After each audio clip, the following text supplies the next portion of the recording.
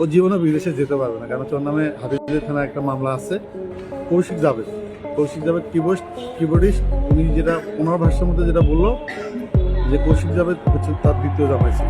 বিভিন্ন অপকর্মের সাথে একের পর এক কিন্তু ইনবক্সে আসছে।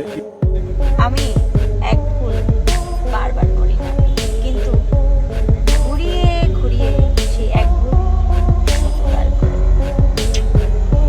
বর্ষা চৌধুরী বর্তমানে নামটাই যেন একটা সমালোচনার ব্র্যান্ড। ভালোবাসার মানুষ থেকে বর্তমানে ঘৃণার পাত্র হয়েছেন। গলা পোড়া চিত্রের জন্য সবাই তাকে ভালোবাসতেন, সম্মান করতেন। তবে এই আবেগের চিত্র দেখিয়ে একের পর এক বিয়ে করেছেন এই ব্র্যান্ড প্রমোটার। এখন পর্যন্ত বর্ষা চৌধুরী কয়টা বিয়ে করেছেন তিনি হয়তো নিজেও জানেন না।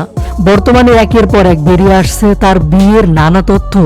এদিকে এবার লাইভে এসে বর্ষা চৌধুরীর পঞ্চম স্বামী আকাশ নিবিড় বর্ষার বেশ কিছু গোপন তথ্য ফাঁস করেছেন। তিনি বলেন, এখন পর্যন্ত কাগজে বর্ষা 5টি নয়, বিয়ে করেছে 7টি।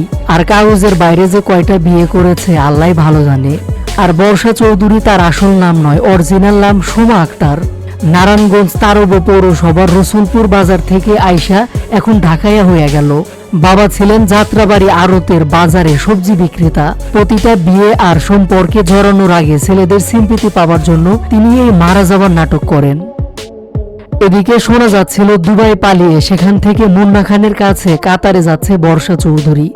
তবে তা এবার হচ্ছে না। বর্ষার পঞ্চম স্বামী আকাশ বললেন, বর্ষার নামে হত্যা মামলা রয়েছে, তাই চাইলেও সে বিদেশে যেতে পারবে না।